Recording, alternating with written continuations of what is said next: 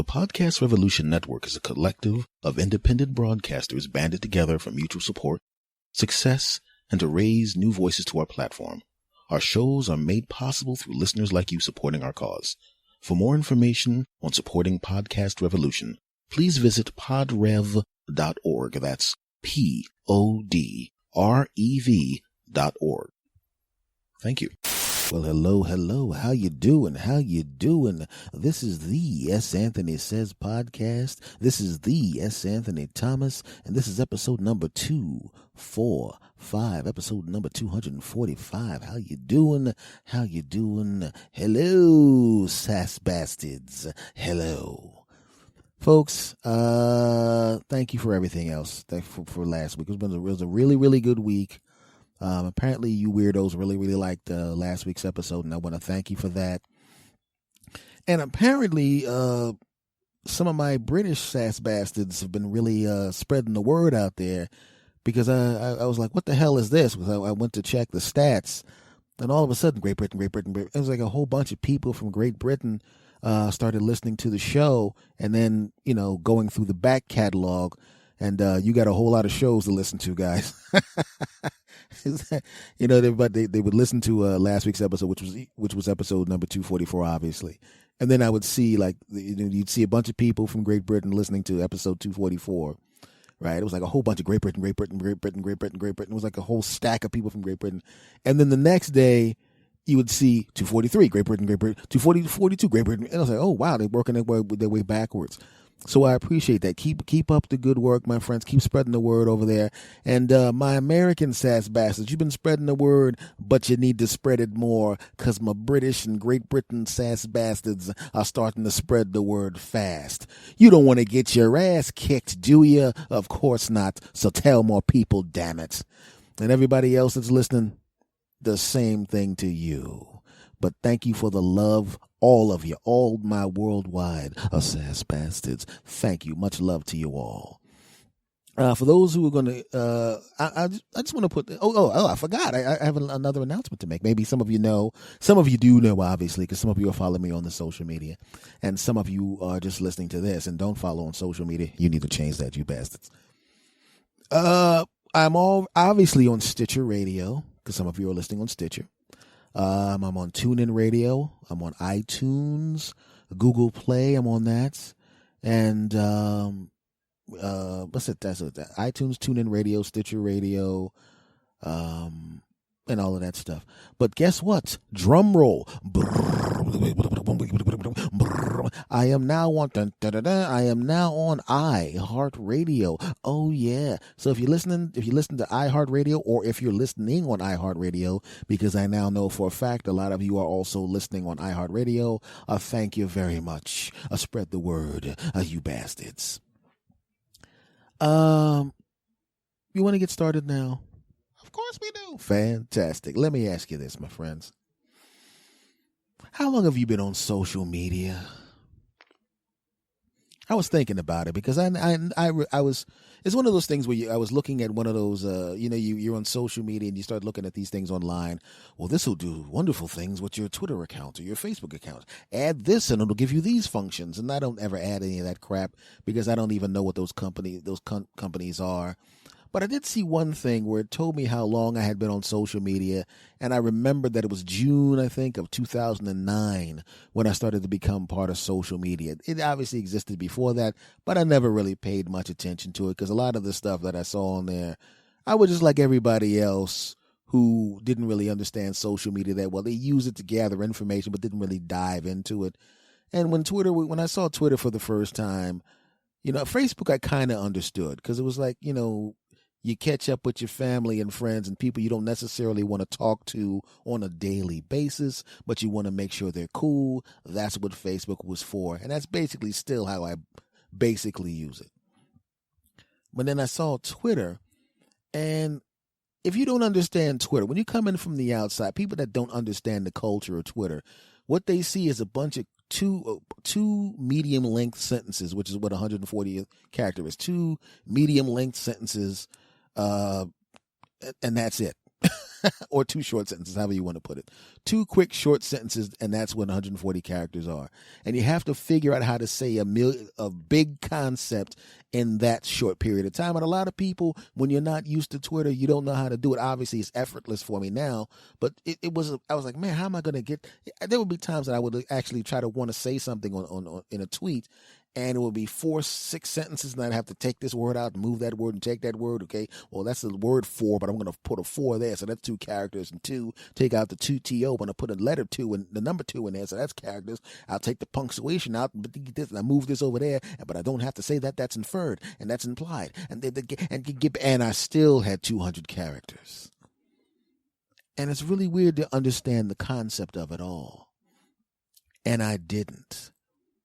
But I eventually did, and it became wonderful. And I'm mainly on Twitter. I'm on Facebook as well, but mainly on Twitter. And I understand them, and I'm part of the culture now, obviously.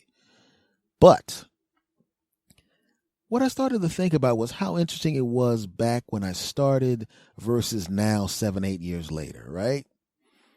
See, when things went viral, when I started becoming part of social media, it was almost a little more organic than it is now. You know, somebody would do something in good faith. Something cute would happen. Oh, that's cute. My cat's doing something. Let me take a picture of it. I think my friends and family might like this. 80 zillion people saw it. How the hell that happened? People were genuinely surprised. You know, they were shocked when they came back to their account 3 weeks later and realized 80 million people saw their video. They weren't sitting there every 5 seconds refreshing the page like people do now. And it was like social media has become basically kind of like what I always talked about, reality television being, and what I think, I guess American Idol will be considered kind of reality television, right? Because they do that behind the scenes crap back when that show was on. And this is what I'm talking about. See, I used to watch American Idol, and I thought it was cute and funny, and I would watch it with my teenage relatives because when that was on, that was the one time they would actually have the TV on and would shut the hell up without asking dopey-ass questions while I'm trying to enjoy a television program.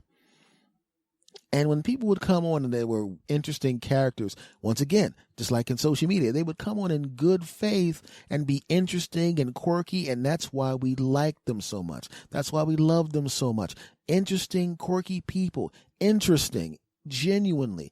Reality television. People didn't understand the concept of somebody following them around 24 hours a day, 7 days a week with a camera. That was a new concept at the time when that came out. Nobody understood what it was going to be like. There was no real frame of reference. The only thing people knew about a camera being around you all the time is when if a camera was following you around a few years and years ago, it wasn't because someone was trying to find out what your life was like or they were interested in you. It was either a documentary and you knew about it and you were really weird and effed up if a documentary crew was following you around, or it was the dudes and ladies from 60 Minutes and they found out about your insurance scam and you better get in the car quick, cover your face with a file folder and say, stop filming me, I don't consent to this, call my lawyer, and you peel off. But the problem is, just like with social media, all of a sudden, instead of being quirky, people started seeing, hey, they got a lot of hits. I like attention too. I know what I'll do. I'm going to try to make my cat juggle these apples. And they started doing stuff that was contrived and stupid. And then people would try to one-up each other. And then you see something that goes viral now. And it's now people trying to go viral, doing stuff to go viral. You watch American Idol, it's not quirky because somebody's actually quirky. It's because someone's trying to be quirky. They're coming in with an Uncle Sam hat with applesauce shooting out the side and a picture of Kim Kardashian's ass on the top because they want to get attention. Reality programming, people act like a-holes to each other because they figure if I'm the villain, then everyone's got to give me attention and I'm going to be the one that gets all the attention, and then I'm going to get all the money, and it sucks. And it's annoying. And now when you look at politics, it's kind of the same thing, right? I'm sure there's some people that go in there in good faith. I want to help people. But the second they get into the middle of that nasty-ass system, everybody is throwing mud at everybody, and you come in there in a white suit, and I got bad news for you, my friend. You come in there in your good clothes, you think you're going to go in there and talk to people, wear your good clothes, and everybody's throwing mud, and you're covered in mud, and then you're going, that's it, damn it, you're throwing mud, I'm going to throw mud, and then you're just like the bastards.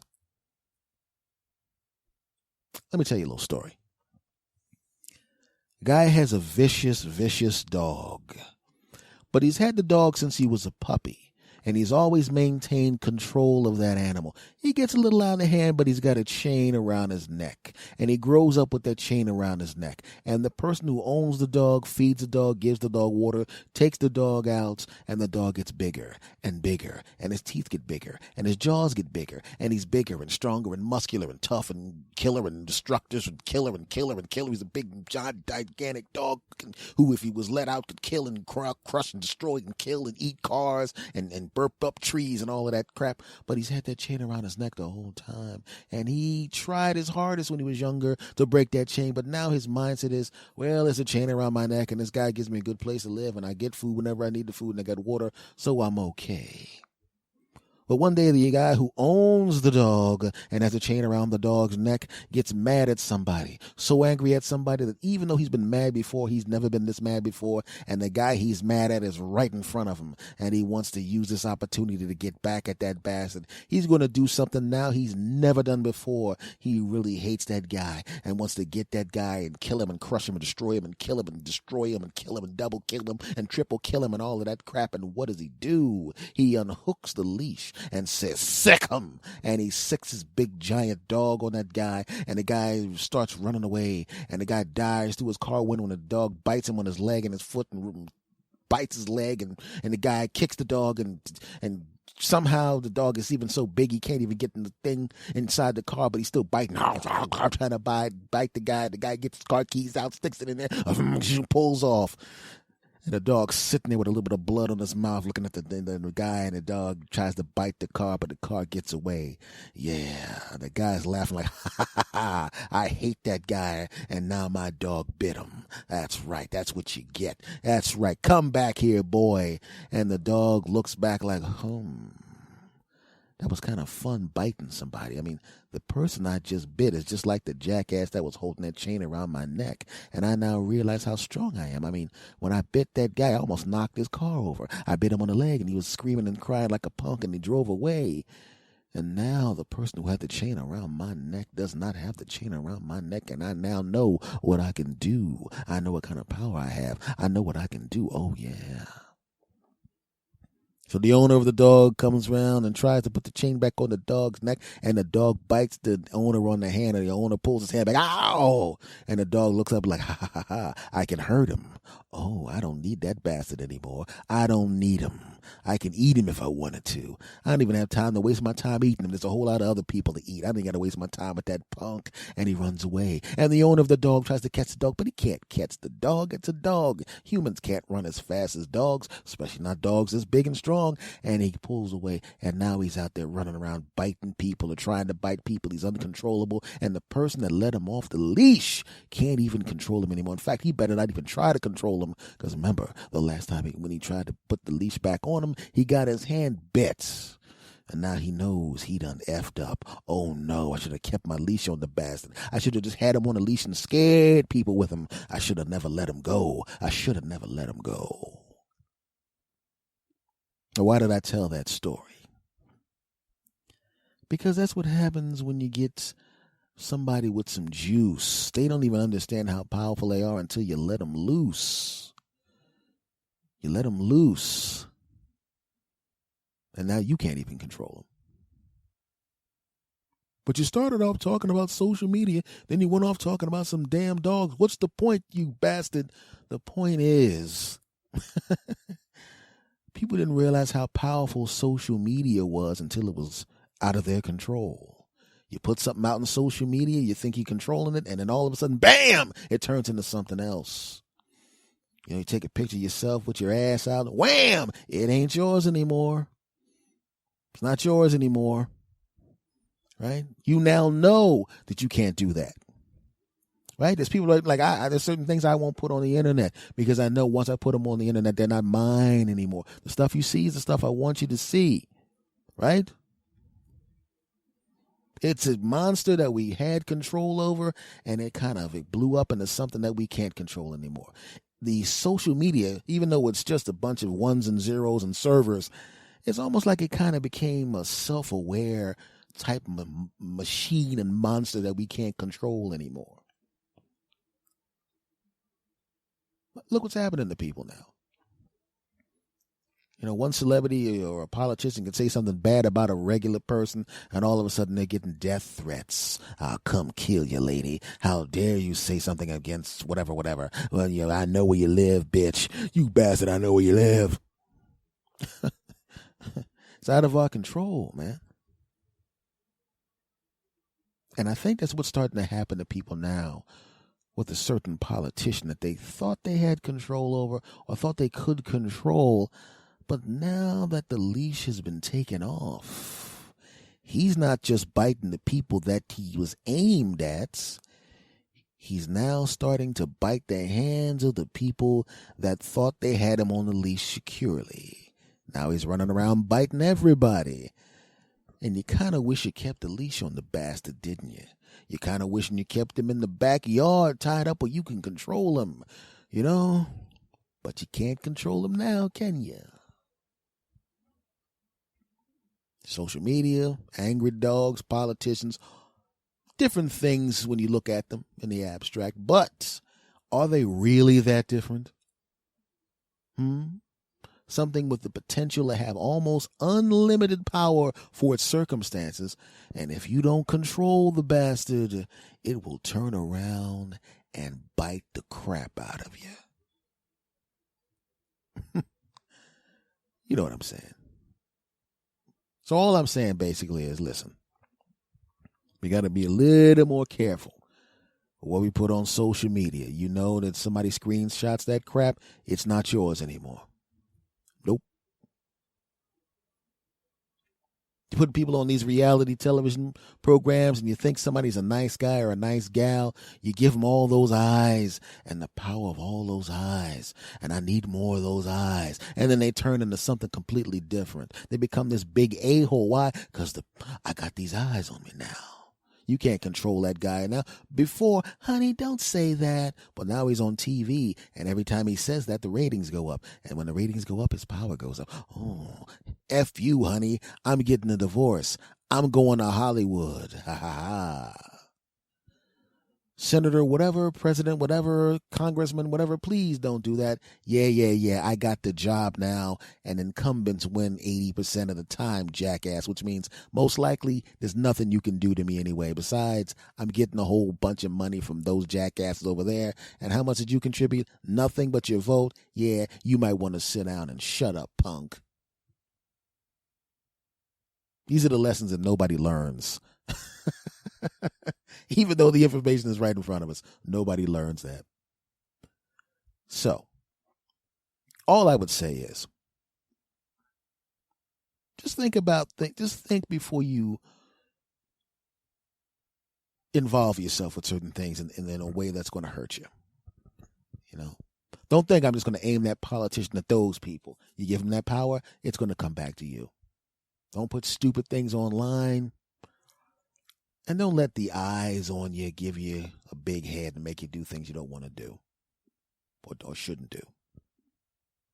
Because you'll never see me doing that. Never. Segment over. You think they bought that bullshit? Well, you got a good audience there. They're pretty nice people. You kidding me? The second I become famous, are you kidding me? The second I get some money, I'm going to have tons of sex with no condoms. That's right. Knock up as many women as possible. I'll be rich and famous by then, and it won't matter what anybody thinks. I'll do what I want. Yeah, that's right.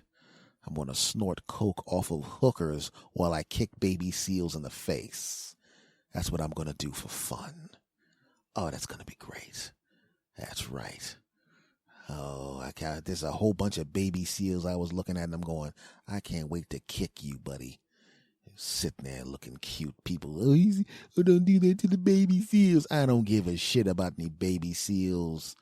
I'm going to kick them because I can kick them. That's right. And endangered. No, I always used to post online about how I can't stand when rich dudes and rich ladies go around killing endangered species, like shooting a lion and all of that crap. You know what I'm going to do? I'm going to choke lions till they're almost dead, then revive them, and then choke them to almost to death again, then revive them, then almost choke them again, just for fun. You know, that's right. I'm gonna just get a list of endangered animals, and then because I'm not a really bad guy, I don't want to kill the endangered species. I just want to choke them till they're almost dead, then revive them, then choke them again, then revive them, then choke them again. You know, it's gonna be kind of weird because I'm gonna keep doing it to the same animals, and I'm gonna show up, and the animals are gonna go, oh God, that's the human being that keeps choking us till we're almost dead, reviving us, then choking us, then reviving us, then choking us again. That guy, what kind of sick bastard pays that kind of money to choke us, then revive us, then choke us, then revive us, then choke us, then revive us again? I mean, this is disgusting. He's I don't know whether he's worse than the dude that kills people. I mean, not people, but kills other animals like us. You know, at least the lion, you shoot the lion and the lion's dead and he doesn't have any misery. You know, but me, I mean, I'm sitting there going, oh God, look at this guy. He actually has special gloves with an emblem on it that says choke the baby seal. You know, and he has one glove. This guy's sick. One glove says choke the baby seal, and he has on his other glove, revive the baby seal. And what does he do? He chokes us with one glove, and then he revives us with the other glove by slapping the crap out of us. What kind of sick bastard is that? Coming in here, giving all the money to the people that collected us. And he chokes us with one hand and revives us with the other one. Humans are bastards. Oh, here he comes. Here comes S. Anthony again. Hi, Charles. Hi, it's Anthony. You're going to choke me and revive me, then choke me to revive me, then choke me to revive me again? You're damn right. But this time, you know, because I've actually built up a relationship with you, I'm not going to choke you till you pass out. I'm just going to choke you, and then when your eyes start to roll up, I'm going to let go. That way I don't actually have to use my reviving hand, you know, because we have a relationship. That's still really, really uncomfortable. I really don't care. I paid my money to choke you, so, you know. Quite frankly, you might want to shut the hell up, because if I go back and give him another couple grand, I'll actually get to kill you. All right, here's my neck. All right. Yeah. Take that, baby seal. Up. Almost killed you. Smack. I'm back. Revived. That's great. Oh, it's great. It's choking a baby seal, then reviving him, then choking him, then reviving him, then choking him and reviving him again. But I'm getting a little bored with that. You know, I mean, it's like, even though I'm spending all of this great money to choke and revive, then choke and revive, then choke and revive these baby seals, I'm starting to feel guilty about it. So I'm not going to do it. You know, I mean, I'm starting to feel guilty about this whole thing, because I was online and I saw this thing where there's a country where they actually take dogs and, you know, tie them to strings and spin them around, and it's called dog spinning. And those people are sick. Those people are just, I can't believe it. I think they should be, that's a disgusting tradition. You know, tying the dog up and spinning them and all of that crap. I'm not doing that crap. You're never going to see me doing anything like that just because I have this unlimited power. I'm not doing anything like that. I'm the kind of person that's responsible with the way I treat animals. From now on, you know what, baby seals? No more choking and reviving, and choking and reviving you. From now on, I'm just going to come here and pet you and feed you. Really? That's right. Because you don't want to be choked and revived and choked and revived and choked and revived, do you? No, we don't. We would really prefer that you don't do that. From now on, I'm going to just come here and spend some money, and I'm going to pet you and hug you and feed you fish. Well, thank you. It's really great to not be choked. Just kidding. It makes choking you more fun. Let me slap the crap out of you, revive it. That was horrible. I can't believe you got my hopes up and then choked and revived and choked and revived and choked and revived me again. Look at the sign over there. Read the sign, baby seal. For an extra $5,000, you can get the baby seal's hopes up and then choke and revive it and choke and revive and then choke and revive them. It's a new package. You'll love it, humans. You'll love it. Baby seal. You're horrible. Oh, that was great. Okay, I'm sorry. That was wrong. That's horrible, baby seals. I shouldn't. I shouldn't do that. I should just respect you as another. I mean, you're really when it comes down to it, you're really a cute animal. You know what I mean? I mean, we have dogs in our houses. If you were as small as a dog and could do the things that a dog could do, you're just as cute as dogs in some ways, and we would actually, domesticate you to the point where you could live with us humans. That would be great. And in fact, now that I'm an incredibly powerful man, I think that's what I'm going to do. I feel bad about choking, reviving, and choking, reviving, and choking, reviving. You know what I'm going to do? I'm going to put a pool in the back of my house, get some fish, and I'm going to take you, and you pick a friend of yours, and I'm going to take you, pick a lady friend of yours, okay? And I'm going to take you guys to my house. You don't have to live in this crazy place and deal with all of this crap. I'm going to take you home with me, and then then you can live a good life, because and then you think about you have unlimited supply of fish, you have a great place. You know what I'm saying? If you want, I'll take the big screen TV, I turn it around to face outside. You can watch the UFC fights. I don't know if you baby seals like that crap, but you can have that. So does that sound like something you'd like to do? As a matter of fact, it would. Thank you. You really didn't see this coming, stupid. I was just getting your hopes up again so I could choke your ass some more. Let me slap the crap out of you to revive you. Oh, that was great, you dumb bastards. I'll see you next year, okay? God, baby seals are stupid. You're still recording this? I gotta be a little more careful when I keep forgetting the dumb bastard don't know when to stop the recording. I just want to say, folks, that what you just overheard did not actually happen. Everything after when I said segment over, when the segment was supposed to have ended, the part about that you just heard with me choking baby seals and then reviving them, then choking them and then reviving them and choking them and reviving them, that was all part of a comedy sketch. I would never actually, spend money to choke baby seals and then revive them, then choke them and revive them, and choke them and revive them. That whole section of the segment where I was trying to get people to, keep the power of social media and stuff like that and politicians in check. That was the real me. The part about me laughing about the baby seal choking. That part that's not me. That was a comedy sketch. And the place just called up and said they have some new baby seals for you to choke and revive and choke and revive and choke and revive, because the baby seals that you were choking and reviving and choking and reviving and choking and reviving, well, they escaped because they knew you were going to come back, and they said something about you being a disgusting human being and you sick bastard, and they hope you should be just.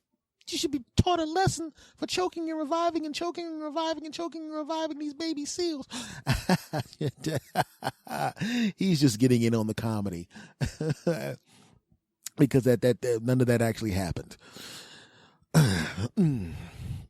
So I just I actually like babies. I've never actually seen a baby seal in person, so I definitely could not have gone to a place designed specifically for me to choke and revive and then choke and revive and then choke and revive baby seals. I wouldn't even know how to do that. You don't know how to do it? You started a whole craze. It's actually called the S. Anthony Thomas baby seal choking, reviving, choking, reviving, choking, reviving, and choking and reviving technique. They literally named the technique on how to choke baby seals and revive them after you. That's funny, the fact that you would come up with that off of the cuff. I actually have a brochure here that says, learn how to choke baby seals and revive them and choke them and revive them and choke them and revive them like podcaster S. Anthony Thomas. Oh, oh God, you really don't know how to stop the jokes, right? The fuck is he's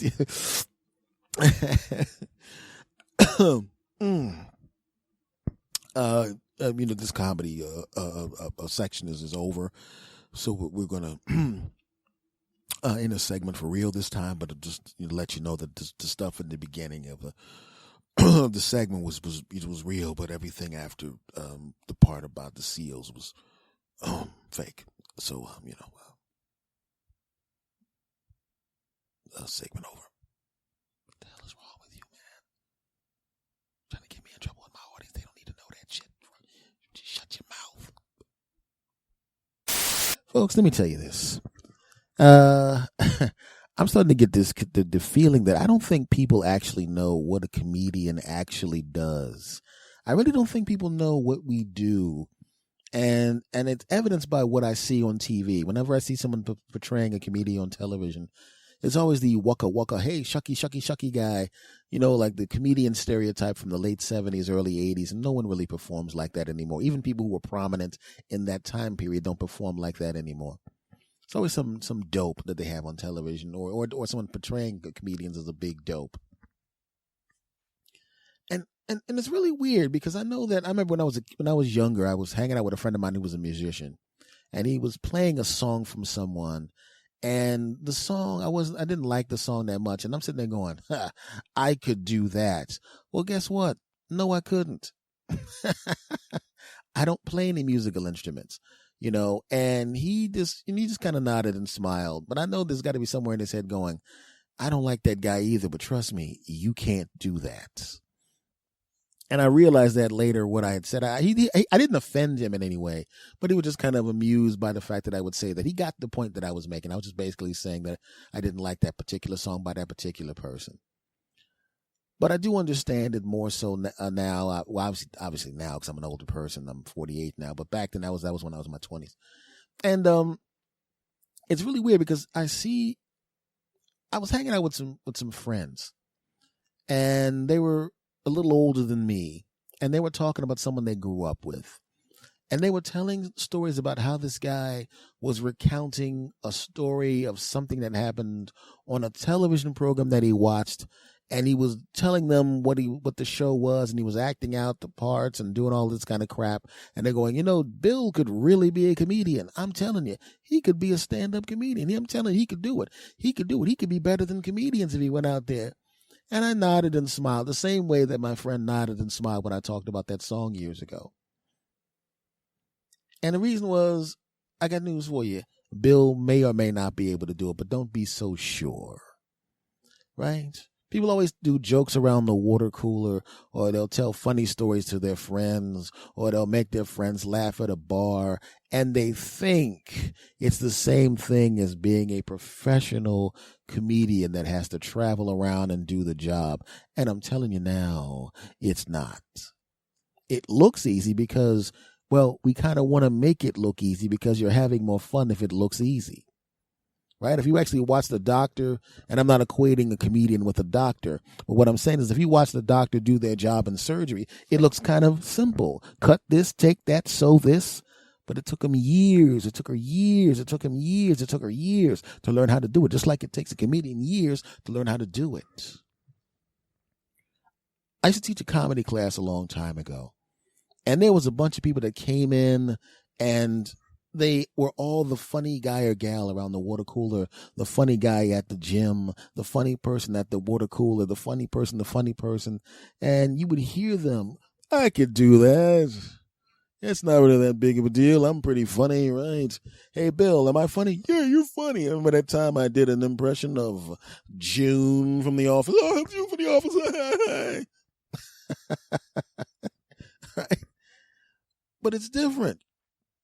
First of all, the people you're telling the jokes to are not paying to see it. They're not paying.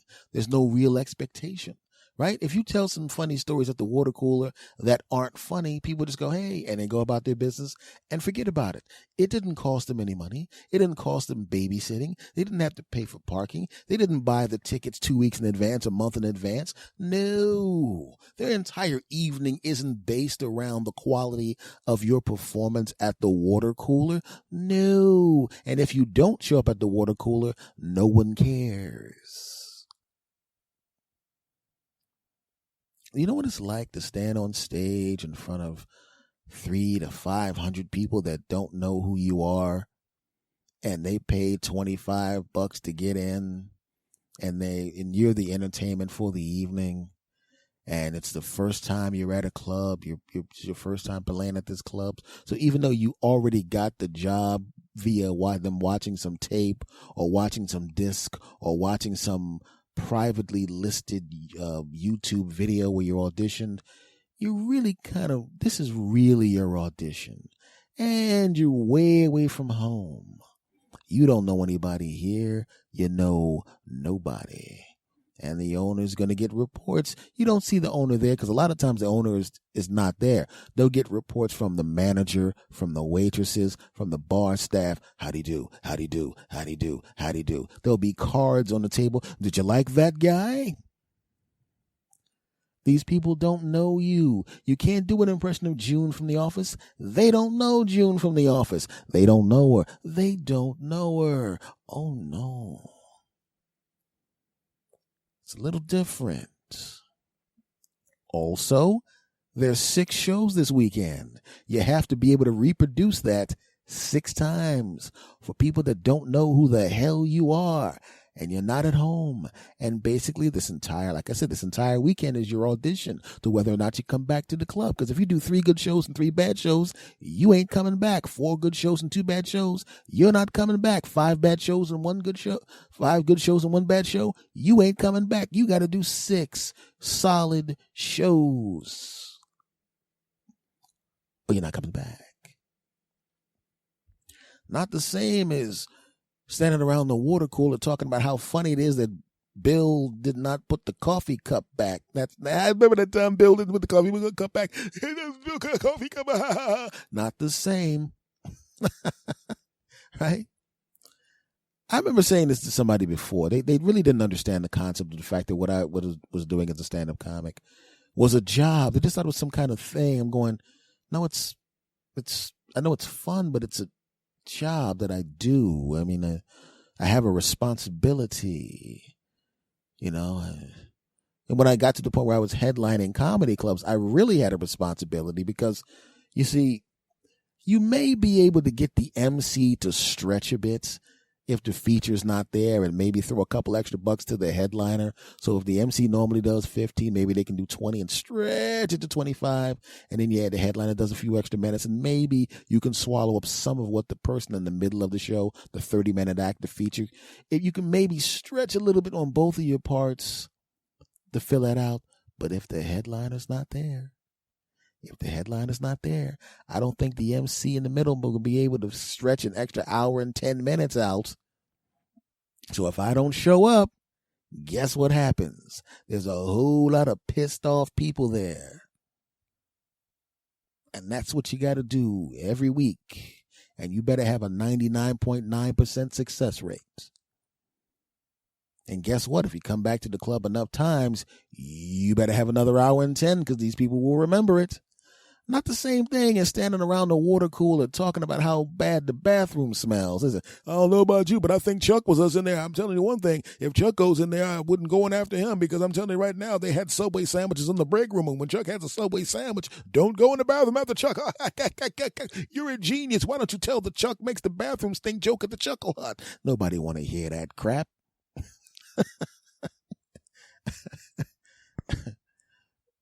So like I said, when I taught the comedy class, man, there was so many people that came in. And the only reason I'm talking about this is because I put that tweet about how you should, like when people will go, Chuck, you're so funny, be a comic.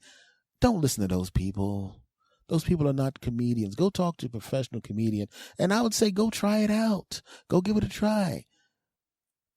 But don't think you're just going to slide right in there and become a Chris Rock all of a sudden. It's not going to happen. But it's funny how we watch other people do things and think we could do it better. Think we can do it better when we don't really understand how difficult it is. You know? Oh, look at that guy. Well, if I could make those free throws. Really? Really? You could make those free throws with 2 seconds left on the clock with the championship hanging in the balance. You could handle that pressure. Really? You're damn right. It's just free throws. It ain't like anybody's trying to block you. Let me ask you a question. Remember when that lady cut you off in traffic and you were early for work? And remember how we stopped off for a cup of coffee and you cursed for 45 minutes and your hand was shaking because you were so upset? Yeah. That was just driving, dude. You couldn't handle the pressure of someone pulling in front of you in traffic without your hand shaking. So you mean to tell me you're going to stand at the free throw line with 2 seconds left on the clock, game tied, your legacy of your career on the line, whether or not you're going to be a winner, or whether you're going to be one of those guys that could never, ever come through in the clutch. There's 20 million people watching you right now. There's 28,000 people in the stands. It's quiet. And you got to hit those 2 free throws. And your teammates are all standing there looking at you. They got that pleading look in their eyes. Please, God, make these shots. We need this. And the guys on the bench are looking at you. And they're all leaning forward.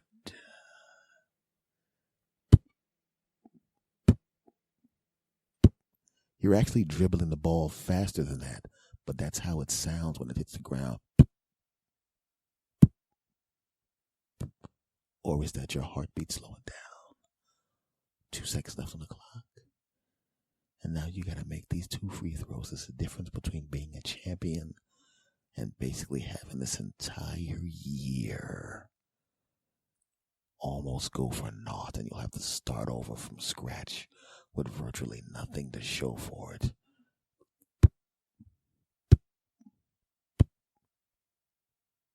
Shoot the ball. Well, that's kind of the same thing in a way, right? You're on stage. Nobody out there knows about June from an accounting always only having sweat stains in her left armpit. That you know that joke. Yeah, now June only has armpit stains in her left. What do the sweat glands in her right armpit disappear? Huh? Yeah, that is funny. Huh? Well, they don't know her. And now you're on stage. And the MC did a great job, and the headliner has a special on Comedy Central, so you know she's going to do good, because let's be honest, they came to see her. And this is your first time at this club. Oh, no. You barely got in. That's right. And they're all looking at you. 300 people looking at you. And you know the wait staff is looking at you. And the bartender's looking at you. And the person in the sound booth is looking at you. Oh, yeah. Whoa, I was going to do a joke about June in accounting, but I don't think any of these people know June in accounting. I know what I'm going to do. I'm going to slide on over to the Bill eats Subway and poops and makes the bathroom stinky material. I don't think they're going to like that either. I'm going to have to get rid of that. I don't think these people are going to like my impressions of people in the office finding out that the stapler doesn't work. I don't think they're going to like that. I don't think they can relate to the I don't get the closest parking spot jokes because they're not going to, I'm going to try the Subway joke. Bill eats the Subway and makes the bathroom stinky joke. I gotta feel this crowd out because I'm funny in the office. I'm sure they're gonna laugh at. Hi guys, how you guys doing tonight? Yeah, all right, let's hear for the MC. All right, and our headliner, Susie, person who's on Comedy Central, who actually has talent and who's going to be a great big star within 3 years. All right, and now me. I tell you guys, how you guys doing? Yeah, all right. Boy, I was in normally when I'm not here, I work in an office, and it's this guy named Bill, right? And he's a real piece of crap, you know what I mean? Speaking of crap, whenever he has a Subway sandwich, he goes in the bathroom. I'm telling you one thing, you better not go in the bathroom after him because he's in accounting, and you better not account on being able to have eyebrows when you go in there and come back out. You better go back to your damn day job. Oh yeah, well, maybe you like this one. There's this lady in there named June, right? And she's kind of a nice lady, but here's the thing: when it sweats in there, she only has sweat coming out of her left armpit. What is she? Maybe she has a glandular problem. You ever think of that? You're making fun of somebody who may have a serious medical condition. What the hell is wrong with you?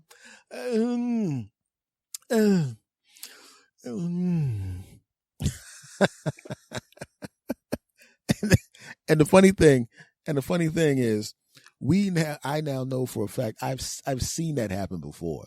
I've seen something that bad happen to a guy, and It was the one time I actually saw somebody using material that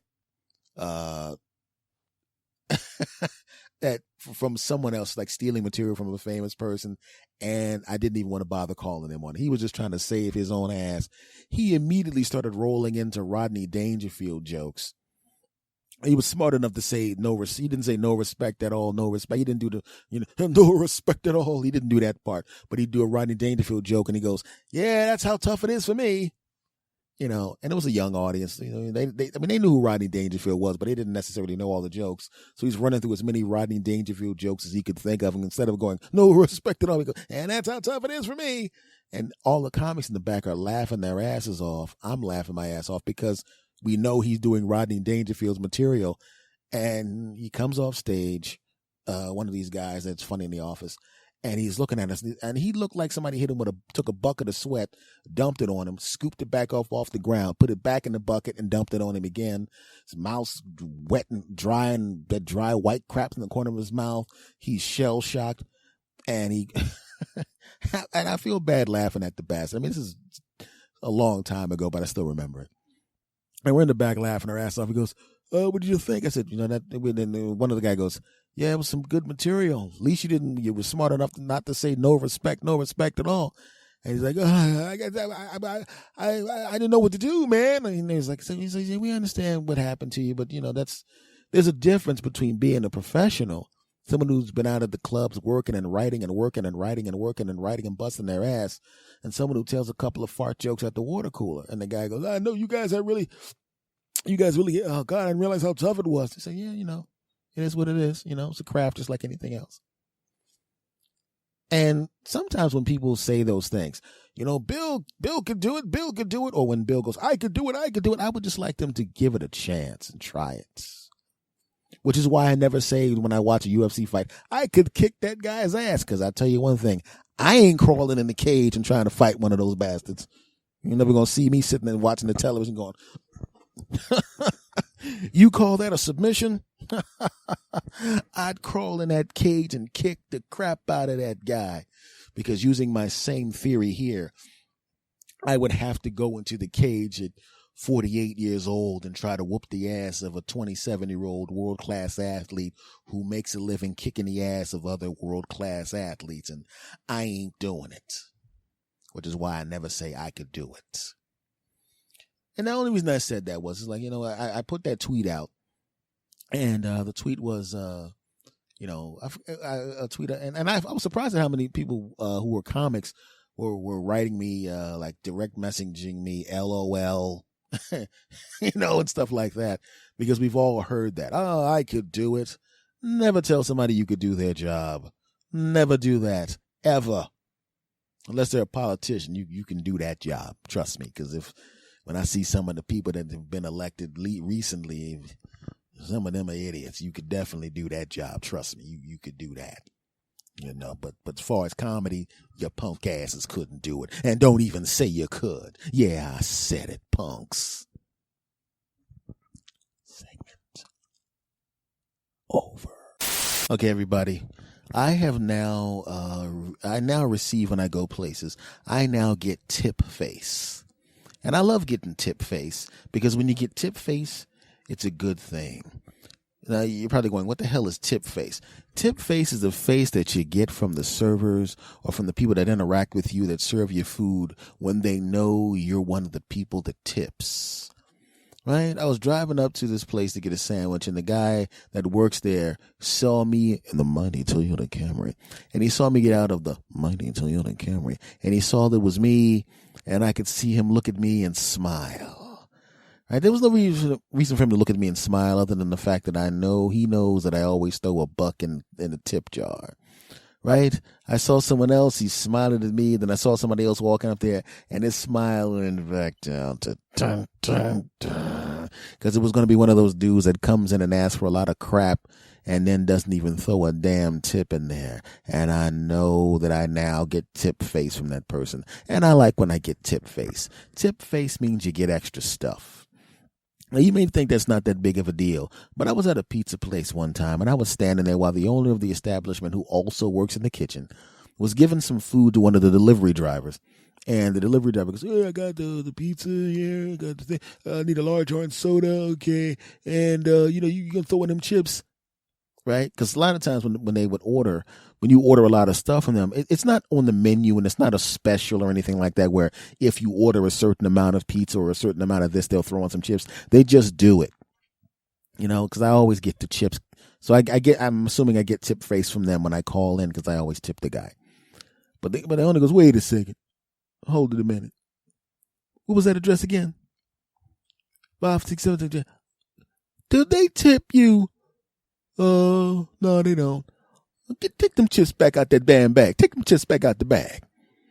I'm getting sick of them, man. They always order them stuff, and they always give my drivers a hard time. Yeah, I'm sure they gave you a hard time, too. Yeah, they give me a hard time. All right, I'm like, they ain't getting no damn chips. Take the chips back out the damn bag. Always calling up here wanting stuff, and they're not going to tip the damn drivers. I mean, we got to bring them the food because they ordered it and all of that, but we ain't got to give them no extra chips. Now, this is what he said when I was standing there as another customer, and he knew I was a customer, but he didn't mind saying that about somebody else that wasn't there right next to me. Now, if he was that comfortable saying that right next to me, what is he saying about other people when there's no one in the store, when there's no customers overhearing it? What's he saying then? I'm wondering. And I'm glad I tip. And I'm glad he knows my address and recognize my cell phone number and my home number so they always know it's me. Hi, S is what I get when I call up. Hi, S. So they say S when they see the number and they, of course, and I can hear the tip face on the phone. Hi, S. I know I get tip face.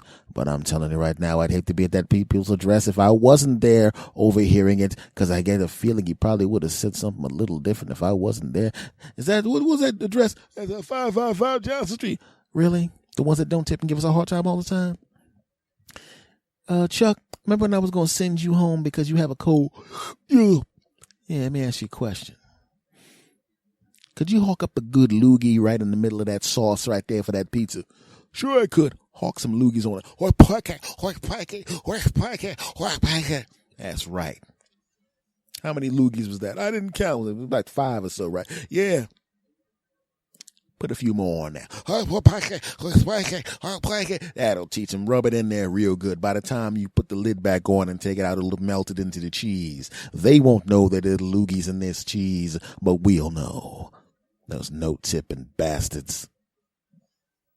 Now, I'm just saying right now, that's not why I tip. I tip because I've worked in nightclubs and stuff like that my entire life, and I know what waitresses make, and I know what people that work in service industries make, and I know they don't make that much money, and I know what's inherent in people in their job that people give them some bread on the tip, some tips, damn it, because they need those tips. So if you can afford to tip the people, please do. Please do. Especially if the person who's with you're ordering is alone with your food and this is her second trip back. They might not take the guy with the cold and have him stand above the pizza box and the first time because they're going to give you the benefit of the doubt. But if you don't tip and that food comes back, you better call up when you call people to say, and I'm going to have a big tip for the driver, because if you don't, there's a chance, there's a possibility that they're going to keep somebody that they would normally send home. They're going to keep them there. They would normally send her home. They would normally send them home, but they're going to go, no, you stay right here. I'm sure some people that don't tip are going to call up and want some food, and we're going to need your services. Oh, yeah. So all I'm saying, folks, is make sure you tip, because you don't want any all over your food. I'm just saying. Segment over. Well, folks, this has been episode number 245 of the S. Anthony Says podcast, and I want to thank you very, very much for everything. Those of you that are new, thank you for coming along. Those of you that are the original Sass Bastards, thank you for staying. And Sass Bastards in the future, thanks for joining the team. Hello to my new ones and my old ones. Now, folks, once again, I want to thank you guys very much. Now, just to let you know that early next week, this Tuesday, the 13th, I will be recording with my pod homies, the Mr. BS Show, and I will be on that show. I don't know what the turnaround time is, but I'm going to be on that show with my buddies in the Mile High States, recording with them, and I'll be there doing my thing, and they'll do their thing, and we'll do our things together, and I'm going to need your punk asses to go and listen to it, because I'm on there, and that's right, damn it. Yeah, you better listen. And I'm going to ask them, did my sass bastards listen? And if they say you didn't listen, I'm coming through this phone and I'm going to drop your punk asses so quick you won't. I can't beat up that many people. Just listen, because there's too many of you for me to beat up. Thank you. Much love to every last one of you guys. I really appreciate it. It means a lot to me that all of you cool bastards listen to me on a regular basis, especially since you have honored me by bringing new people along, and I appreciate that as well. If you want to contact me, and please don't tell me I know what the email address is. I know a lot of you know what the email address is. This is for people that don't know what the email address is, so I better not see any damn email. We know what the address is. Shut up, punks. This is for the new people. The email address for the show is talktosanthony@gmail.com. talktosanthony@gmail.com. The Twitter for me specifically is @SAnthonyThomas. The Twitter for the show is @SAnthonySays. The Instagram is surprise @SAnthonyThomas. You can listen to me on Stitcher Radio, TuneIn Radio, iTunes, and all of that crap. And of course, now I'm on iHeartRadio. But be honest with you, if you can't remember all of the places that I am and decide which one you want to go to, all you really got to do, my friends, all you really got to do is just type in S. Anthony Says into Google and all my crap shows up, okay? Find out which podcatcher is best for you and listen to my punk ass. More importantly than anything else, if you haven't subscribed, please do. I would like you to be aware of when this crap comes out on a regular basis so you can be one of the first people to hear this crap whenever I release this crap, because I feel like crap if you guys don't know when this crap comes out, because a lot of you love this crap and I love doing this crap and I want us to spend this time together, because when we don't spend the time together, I feel like crap. I'm going for the Guinness Book of World Records. How many times to say the word crap in a podcast, and I've got the record. I'm now not that proud of this record. Much love to every last one of you. And like I said, I'm glad that you're here, and thank you for everything. And as I always say, it doesn't matter to me whether you're listening to me when you're on a riding mower, if you're listening to me in your car, if you're on a treadmill. Thank you for letting me in your ears, in your minds, in your hearts. Thank you, thank you, thank you. And on the count of 3, I'm going to say goodbye the way I always say goodbye, and I'm going to need you to say it with me. Ready? Yes. All right. 1, 2, 3. S.